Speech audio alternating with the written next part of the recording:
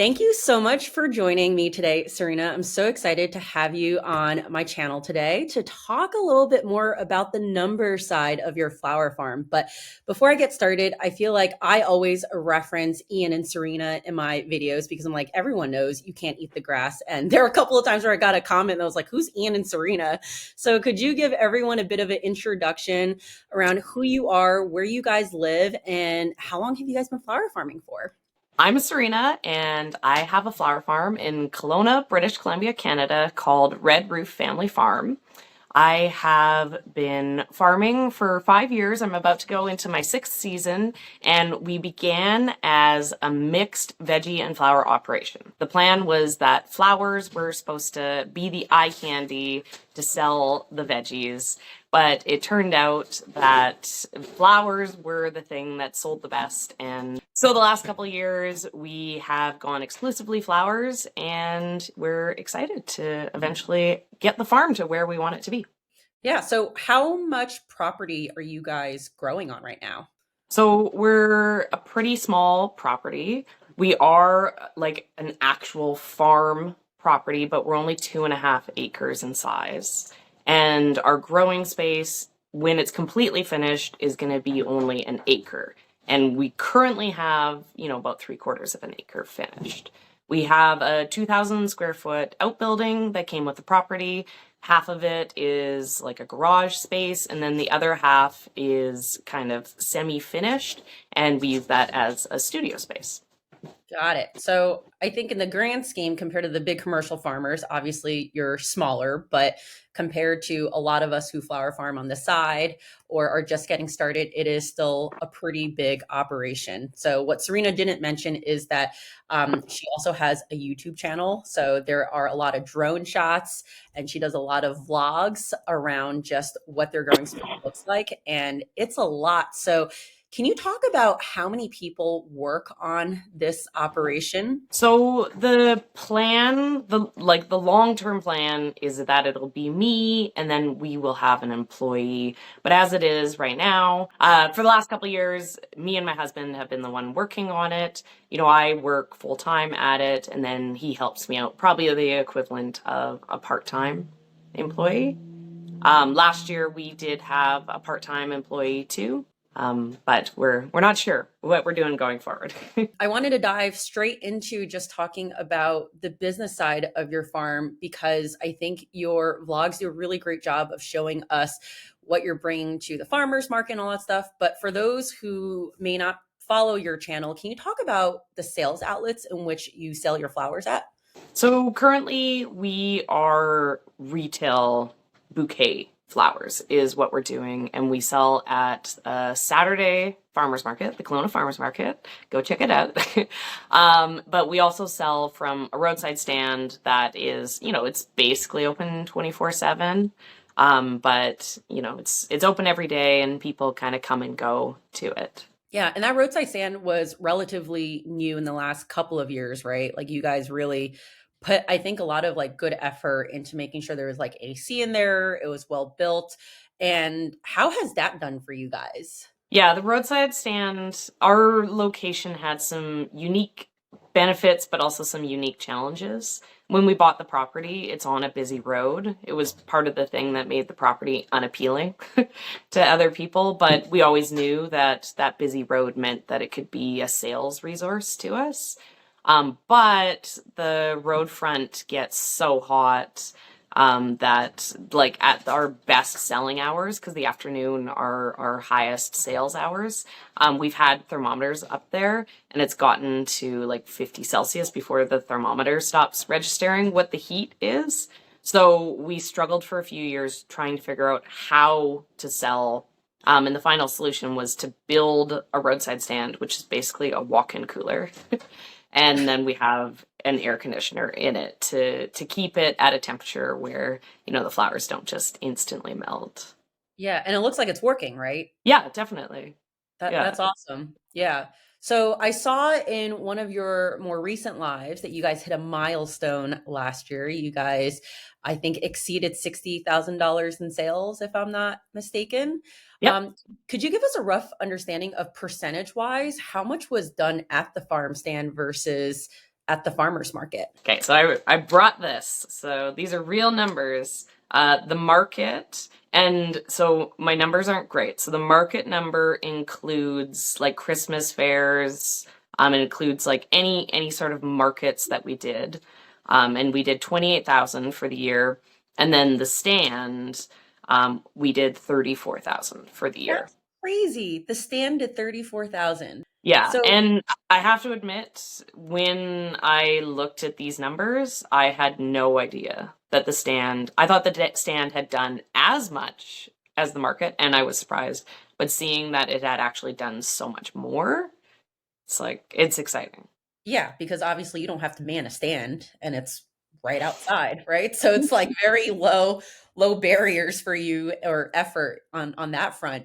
So I guess on the farmers market side, you guys show up basically every week when you have flowers, right? Yeah, we have a 25-week season. We start whenever the tulips start. So usually that's end of April, sometimes beginning of May, depending on the weather. And then we go until the Canadian Thanksgiving weekend, which is mid-October. We can usually get flowers until the end of October, but we found that there was no reason to keep going because the sales are so low that we're better off to spend those last 2 nice weeks to get the farm cleaned up. I've been following your journey for the last few years. And there was obviously a point where you were selling vegetables with the flowers, and then you went straight to flowers. And it, like, from what I understand, not the past year, but 2022 was a much better farmers market year as a whole for you guys than in 2023. Is that correct? Yeah. So in 2022, that was the first year that we went exclusively flowers. Previously to that, we'd been veggies and flowers. And by giving the visual real estate of the stand to flowers, it really transformed the overall sales. The goal always with the farmers market was it had to do $1,000 at bare minimum Mhm. to make it worth it. And our goal for sustainability was for it to be hitting $1,500 on Saturdays. And we were looking really close to being able to do that last year. But this year the sales were, kind of down 40%, 50% some weeks, 30% some weeks. But, pretty serious cuts in the sales when we're still at what should be considered like a growth stage in the business. I wanted to talk a little bit about that because, so I sold at a farmer's market, but like only for, I would call it a year and a half. And there's obviously building a clientele, making sure that people know that you exist at the farmer's market. When you guys first started, like, what did your sales look like? And I guess the intention of this question is, how long did it take for you guys to get to a point where $1,000 was even achievable? The $1,000 goal was there before we grew anything, right? We came to the farm with a business plan. And, we came to the farm knowing that there was a certain amount of money that we needed to make every year for the business to be sustainable. A number that, I saw thrown around in my early days, and people have since kind of reiterated that, yes, this is a real number, is farmers profit a third of their gross sales. So if I wanted to make a minimum wage job's worth amount of money, the farm had to make $100,000 a year. So, there was no point aiming for a business model that had me making less than going and getting a job at McDonald's on the weekends. So, we always were very focused on how are we going to do this? How are we going to get to this number? But, all businesses take time to build. So, in year one, the plan was to just get farm status for our property, which was having to do $10,000 worth of sales. And, we didn't have a 25-week season in the first year. We were learning how to grow. So we set more realistic goals for ourselves. I think we had a 16-week season goal. And then, we're so that means we need to do $500 at every market, to get $8,000. And then we need to do another couple $1,000s of on-farm sales to hit the $10,000. and we were lucky we were at a small local market and we were able to do those numbers. But your local market, I believe, during the summer has a lot of tourists, right? Which also helps bolster the sales a bit. Or like, do you think that the tourism has an impact on the sales? Yeah, so the first market that we started at was like a local market. It was like a community market, because it's really difficult to get into the Kelowna farmers market, or it was at the time. um, and but the Kelowna Farmers Market is a really large market. It has huge numbers that goes through it. Kelowna is like a very popular kind of vacation destination. We have lots of lakes. There's lots of tourism that comes through the town. So it is a really good market to get into. So when we were aiming to do $1,500, these weren't numbers that were like reaching. These were numbers based on other farmers' numbers at this market. One last thing about the farmers market. Did you see other vendors also experience a similar drop last year in sales overall? Like, was everyone kind of seeing the same thing? Yeah, definitely. Which, is a little bit more encouraging, but also a little bit more discouraging in ways too. Because, if the economy's down and people have less to spend, then it's not so simple as just, oh, this is a bad place to sell. But then it's interesting, right? Because your roadside stand obviously more than made up for that dip at the farmer's market. But I guess the main difference is your roadside stand has more flexibility in terms of being open. And so, like, just by virtue of it being open for more days in a week, it allows you more sales potential. But do you see there being like two different types of customers who are shopping at your farm stand versus at the farmer's market? Well, we're aiming at two different locations with the roadside stand and the farmers market. The farmers market is a half an hour from us. We're kind of in a different community. We're also in a place where we don't have like a commuter culture. People don't like to drive. Like we're half an hour from our market. People don't want to drive a half an hour to get something. So the people who come to the roadside stand are like, we're drawing from a 10-minute radius at the stand, whereas the farmer's market is drawing from, kind of Kelowna itself. And then would you say that your farm stand traffic is primarily traffic that's just passing along anyway and they see the sign, or have you been intentionally marketing and driving traffic to that stand? Yeah, so one thing that I'm really excited about moving forward is the fact that I've been so poorly marketing the stand, that the stand is really, it really has potential for a lot of growth.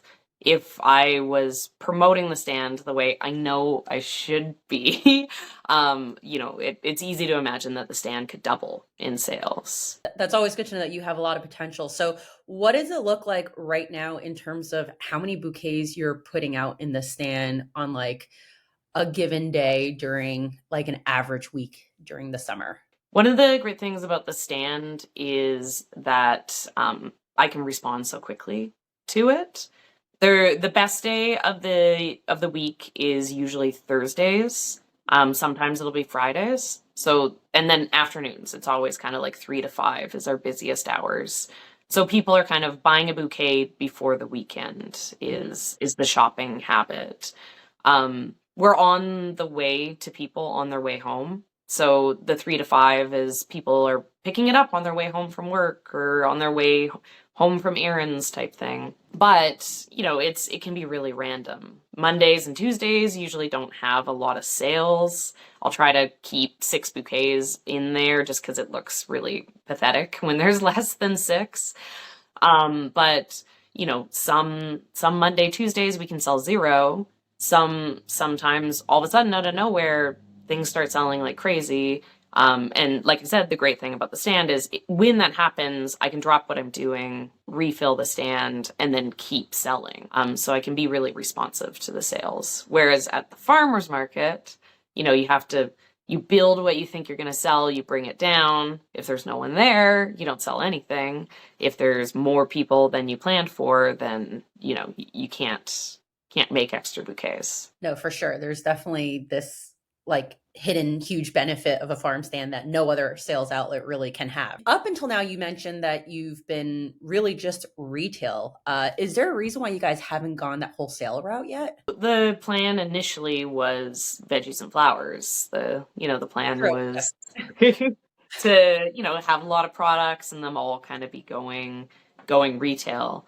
As we've switched into flowers, what that has meant on the farm is that our production has gone, like our capacity for production has gone way up.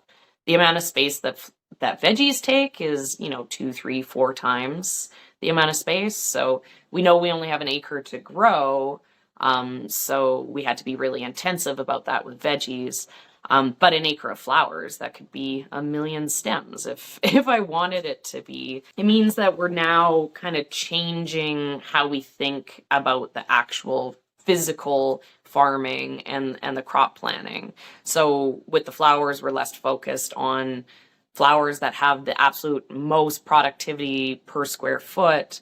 And we're now being more focused on productivity to man hours, sales to man hours kind of equations. But what that means is that we can definitely grow more flowers than we can sell retail. And so we're starting to think about if we could potentially do wholesale or to florists. But we need to make some changes in our crop planning to be able to accommodate that. So when you say changes, do you mean like varieties or colors or both? Yeah, like both. We grow really bright, fun, punchy farmers market bouquets. Those are a very specific customer. And the florists and especially like wedding work, stuff like that, there's no interest in, neon yellow and orange and, all the crazy colors. So we need to kind of transfer some of our crop planning into more softer, more marketable flowers. We need to have enough volume when we're growing, like, oh, I have 20 left over of this one flower. That's not going to be super appealing to a florist. When they buy stuff, they need it in volume. So we need to grow more of less crops if our plan is to sell to wholesale as well as retail. They're almost like two different businesses in some ways, but it seems like you guys certainly have the land. It's just reconfiguring what you're putting on the land in order to make that happen. When I look at the drone shots and the vlogs that you're doing, it feels like it's so many flowers. So you guys did like over $60,000 last year. What would you say was the percentage of flowers that never got sold or made it into bouquets, that people have perspective of how many flowers does it take to sell $60,000 worth? Well, I mean, $60,000 means that $60,000 worth made it into bouquets, right? That doesn't show any of what doesn't make it. One thing that's a little confusing about our farm for like flower farmers, especially when they look at it, is the fact that we do make some decisions that are based on the fact that we do social media. So there's a lot of flowers in the field, and people are always very confused about that. They're like, you shouldn't have flowers, you should be picking those. Basically, instead of like cover cropping with a cover crop, we cover crop with flowers so that it looks really appealing on the And you camera. could use it just in case if you needed it. Yeah, and it saved my butt every year because, when weather comes along and kills half of your crop, the fact that I've double planted means that, I still have enough. Basically, we always plant like way more than we plan on needing. And we plant it with intentions to not pick it at all. The math gets really confusing when you run two businesses at the same time, right? Because if I break down my crops, like, oh, this crop that I only pick half of isn't very profitable, but if it actually makes me a lot of money in my other business, then like who am I to say if it does or it doesn't? It's having the two businesses makes analyzing the crops tricky sometimes. It's kind of like imagining a botanical gardens Mm. as a flower farm, right? Like they're not going to have really profitable production numbers. One more question around just like the types of sales outlets you guys could potentially have. What's been the rationale for not doing things like weddings or even workshops? Because obviously there's this one part where you can grow and sell flowers, and then there's this other part where you can upcharge a little bit more for the flowers because of like the experience that you provide. So what's been your rationale around that? Yeah, so it comes down to time management. Even if you want to do everything, you can't. And so because our focus from the beginning had been on the Saturday farmers market, that means like weekends are tied up. There's no doing a wedding on a Saturday when you're already spending Thursday, Friday, Saturday, with multiple people, like full staff, just to be able to do the Saturday market. So, there's only so many things I can say yes to. But that's the reason why we talk so much about being very focused on the numbers and like understanding that maybe the market isn't doing what we need it to do because it's an opportunity cost, right? If we're committed to doing the Saturday farmers market every weekend of the season, then we can't offer workshops on Saturdays because we're already booked. If we could potentially be making $700 doing workshops on Saturdays in 4 hours instead of, doing $1,000 at the farmer's market in Thursday, Friday, Saturday worth of labor, then we need to look a little bit closer at, what it is that we want to do and why we're doing what we're doing. This is a perfect transition into the next topic I want to talk about, because before we started recording, we started talking about some other parts of just the two types of businesses that like you and I both run, right? Like we have the YouTube part and then we have the flower farming part. And I found that you talked a lot about the numbers piece and the business part of flower farming in your live videos and not necessarily in your vlogging videos, because obviously a lot of your audience is home gardeners and they want to see the pretty flowers. But I guess what I'm trying to say is that you've put a lot of thought into the numbers and looking at the numbers. And that's the piece where I do want to focus a bit more about. So in one of your more recent lives, you started talking about increasing the value of the stems, while potentially even decreasing the number of stems that go into bouquets. So can we talk a little bit about just when you sell $20 bouquets, and you've also started doing like more deluxe premium offering type of bouquets, like how did you create a recipe that got you to that $20 figure? Yeah, that's a great question because I see people really struggling with that. Um, and it's kind of a secret, but like I'll share with you. I'm working on developing a course about like bouquet recipes because I see Nice. so many people struggle with that. So many people start with the end product and then like try to figure out the math after the fact, and that's when you're doing it as a business, you can't do that. So every single one of my bouquets starts out as $20, right? I know what I'm going to sell it as, so I have to make sure that it matches that. And, the other practical side of that is that it's not actually $20 because my bouquets are $20 inclusive of tax. So I have to make sure that the bouquet is an $18 bouquet, or else I'm giving $2 away for Yeah. free. Yep. Right? So from there, I then analyze the stems that I have, and they all have a price. Everything has an actual price, and you can do research to find that. And it's tricky because prices change throughout the season, and prices change depending on where your location is. Everything has a real price, and so then you have to figure out how can I make $18 worth of stems look like $18 to the customer or more. And it's technically less than $18 because then you have your labor too, right? So that's what Yeah. like makes it a little bit more tricky.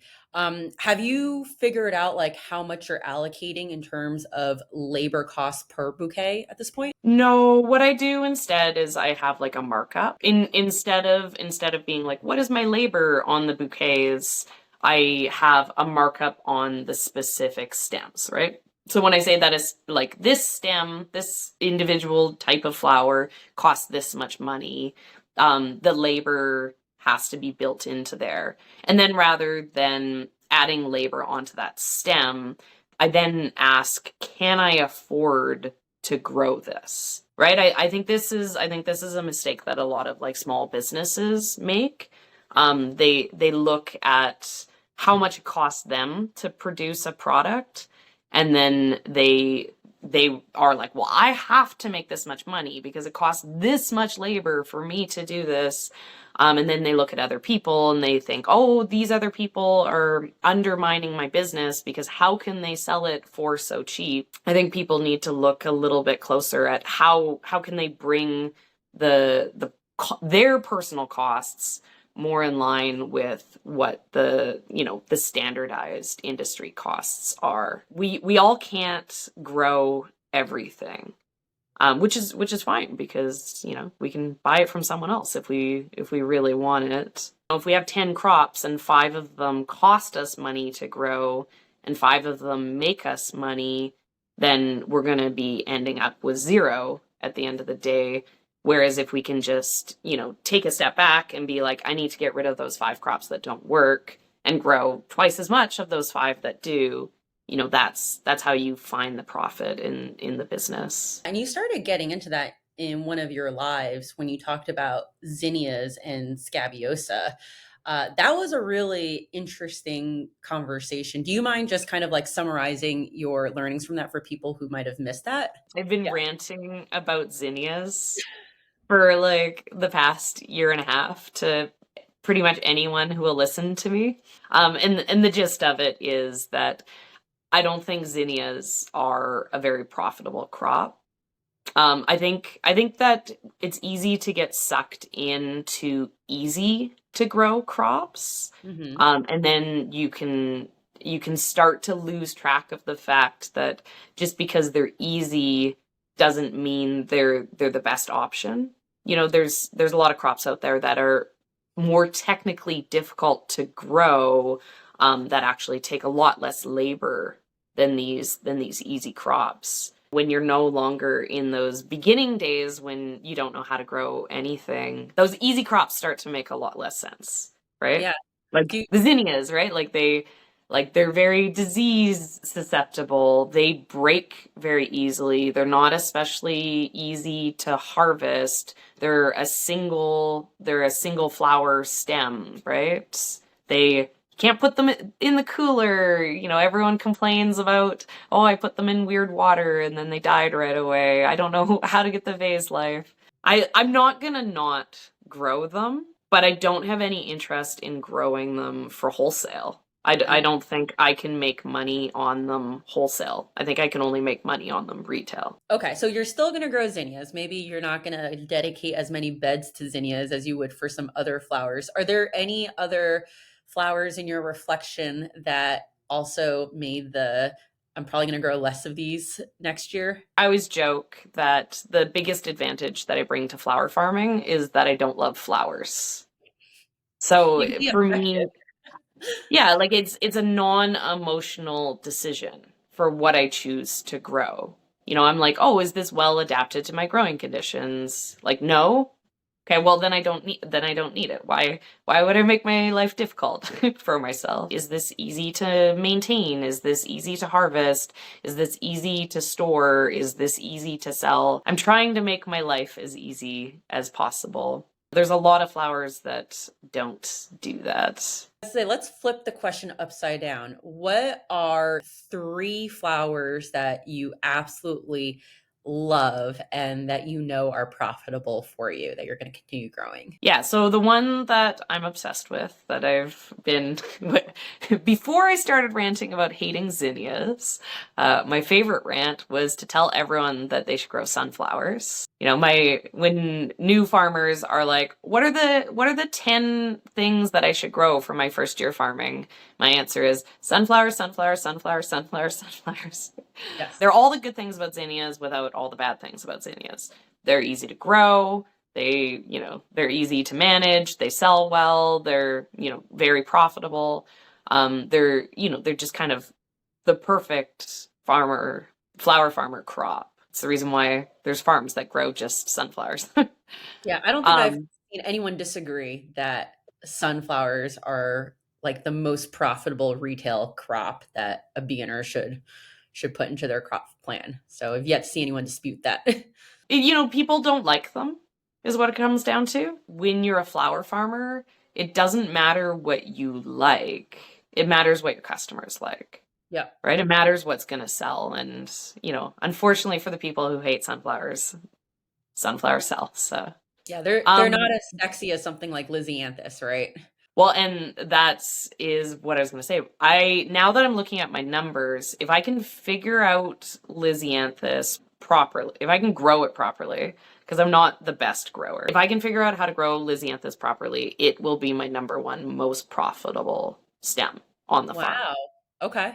Do Yeah. you feel like your customers understand, like the retail customers understand that Lysianthus is this really special flower and that it does command a premium? I guess what I'm asking is when you make a bouquet with sunflowers versus with Lysianthus, I would assume that the $20 bouquet with Lysianthus is going to have fewer stems.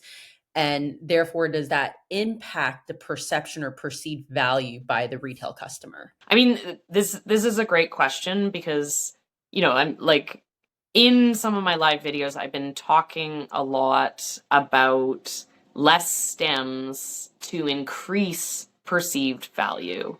And a lot of people like push back on me on this idea. There's a lot of like confusion about like what I'm trying to say. And what you're saying kind of is in line, I think, with that confusion. I don't think that it's my job to educate the customer about value. I don't need to educate anyone on Lysianthus because Lysianthus, even though it's one stem for twice as much money as a sunflower, it doesn't actually have a perceived value of being like less valuable than the two sunflowers because Lysianthus has like 5, 6, 7 flowers on that single stem. Right? No one is picking up a stem and looking at the bottom of the bouquet to see how many stems are in the bouquet. If you go into a grocery store, it's middle of winter, go look at their like cheap bouquets right now, pick up the end, they're going to have like 7 stems in there, but it's going to be like a couple stems of mums that have multiple flowers on it. It's going to be a spray style stem. Because of that, it adds huge amounts of value to the bouquet because it's taking up so much space. It's making such an impact.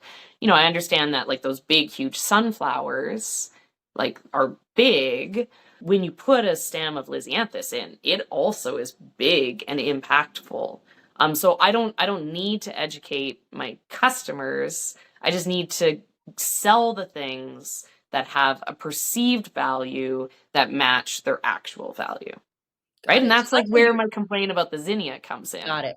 Right? Like a zinnia, like a Lysianthus, if I retail it for cheap because I grow so many I need to get rid of them. I retail them for 350. And then a zinnia, it's like okay, 2 zinnias or 1 stem of Lysianthus. 2 zinnias is going to be like 2 flowers, but a single stem of Lysianthus is going to be this like punch of flowers. And that's what you meant by if you could figure out how to grow it well, right? Meaning if you could get like a lot of multi-branching stems for every single zinnia plant that you're planting. Is that what you meant?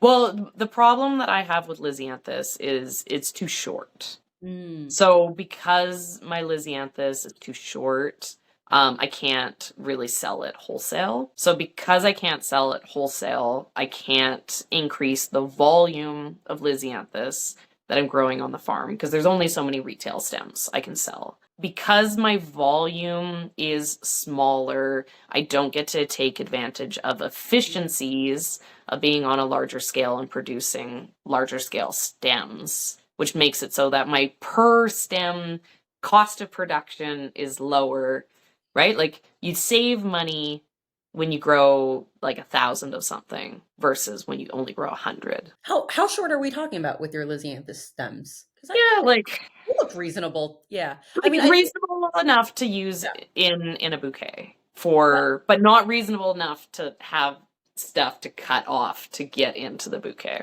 I guess one of my learnings this year selling wholesale was sometimes you don't need to have the longest stems for it to be usable, especially if you're selling it to like an event florist who's using it for centerpieces or like bouquets and corsages. Like they actually don't need super long stems. And I came to this realization when I was growing foxglove. Like I don't have a high tunnel, but my fellow growers have high tunnel. So their foxgloves are giant and they look amazing. And my foxgloves are like, yay tall when it comes to the second flush. But sometimes the designers want the smaller stuff and they have no use for the really big ones depending on what they're using it for, right? So I guess my point is that even if the Lysianthus feel smaller but they still look good, florists might still want them. So it's something to consider. Going back to this concept of just building bouquets and like figuring out how to price it, what would you say has been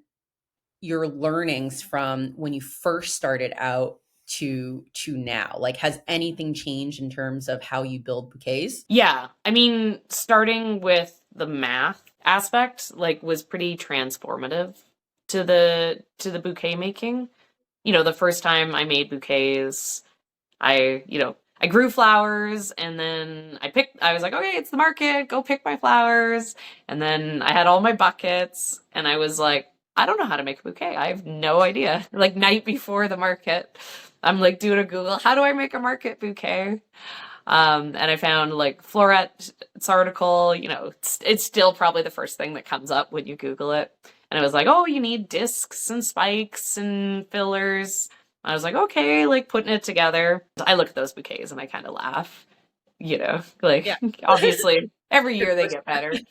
I was just making something that I thought would sell for $10, which was the price point, for in the beginning.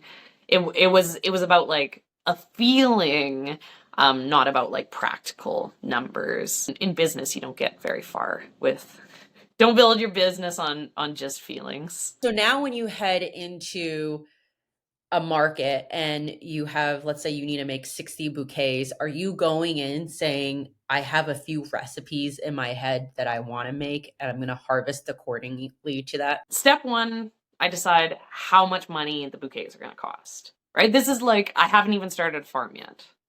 Right? I'm like, what is the price point that I'm going to be going after? And I chose $20 bouquets because I wanted to compete with grocery stores. I did the thing that, that you're not supposed to do. I was like, I want to be a grocery store bouquet business. I want my roadside stand to be more convenient than popping into the grocery store. And I want the price to be so that people can grab a bouquet every single week. Right? So I was like, $20 bouquets. That's what I want to do. And then, okay, $20, what goes in a $20 bouquet? $20 worth of flowers goes into a $20 bouquet. And then it's like, okay, what are the seasons, right? So then I break it down by month, right? So I'm like, what is the focal, right? Like tulips. And then when tulips are done, it's ranunculus. And then when ranunculus are done, then it's peonies. Then when peonies are done, it's lilies. And then when lilies are done, then it's like, summer blooms like sunflowers and zinnias and then Lysianthus, and then those could keep going, but I get bored of them, so then I need a fall, like focal, so dahlias, and then that's my season. And then it's like, okay, what are the bare minimum that I need to be able to make that focal into a bouquet that has a perceived value of $20? Right? And then it's like, okay, I need a greenery. Do I need multiple greeneries? Probably not. I can probably get away with just one. So get a greenery that's going to be there for every single month. I need something else to accompany the flower to like give it some oomph, right? If I do less stems, it saves me money in the fact that I have to process less stems. So let's look for spray type flowers to go with that focal. So cosmos are going to be great in the summer. Feverfew is going to be great in the spring. Something that's going to take up some space. Then once you have these bouquet ideas and you know that they will be $20 and you only need that, then you look at your farm and then you're like, okay, now I'm going to plant so that I have these flowers for the season when I want them. So it sounds like you've done a lot of evolution in thinking and maximizing the profit out of that $20 bouquet. I think I remember earlier in your videos, you guys were saying like the goal was year 5 to get to profitability for the farm. What is the plan, like the high level plan, look like going forward? The plan day one was 100K or bust. The plan is still 100K. Year 5, we wanted to be hitting 100K by year 5. The goal last year was actually to do 60, right? Which we made. As it is right now, we're growing more than 100K worth of flowers. But you need to grow your sales to match your production. No field of dreams. You can't build it and they will come. You need to build a little and then a little comes, then build a little more and a little more comes. We pivoted the farm so many times that I'm fine with the fact that, we're not at the goals that we wanted to be at for year 5. But it's looking like things are going to, maybe it's going to be year 7, maybe it's going to be year 8, but the numbers are numbers are still growing. The numbers are still approaching what they need to be. The farm is just still pivoting, right? Like you said, what we want to do is we're growing more flowers than we ever had. We know we don't have retail sales to match growing that amount. So now we need to start building a new half of the business in the retail aspect. I think I have like 1,200 sedum coming for spring. Wow. And I have 1,500 delphiniums coming. And it's stuff that doesn't really, like, obviously I'm not going to sell 10,000 sedum stems in retail bouquets. But I can very quickly sell that if I can build up this wholesale customer. Yeah. But if I'm putting in perennials now, then they're not going to be ready this year. Gives me time. Be like, hey, look, I'm going to have this many. I can start building those customers. And I think to be fair, you guys had wildfires last year. You guys were sick the year before. I think if anything, my takeaway was, look, there are things in life that you can't anticipate that happen, and it's going to obviously impact your business, your operations, and your sales. So I think that's also one part where people obviously, like, no one's going to think the negative stuff is going to happen, but it's life, right? So there's also that part too to consider. To wrap things up, would your advice for someone who wants to quit their job to start a farm still be don't quit your job to start a farm? Like, what would you give in terms of advice to aspiring flower farmers? Yeah, like don't quit your day job. Right? But if you're going to anyways, make sure you have a plan. And make sure the plan isn't built on a passion, right? Make sure the plan is built on like rational numbers. The passion is what will make it so that you can make those goals.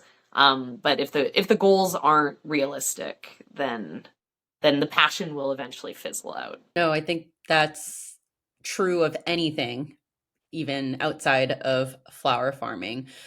Serina, I just want to thank you for you sharing so much of your time, but also just for having had your channel. I don't know if people out there know this, but one of the main reasons why I started flower farming and even starting a YouTube channel is because of both you and Ian, as well as Nicole from Flower Hill Farm.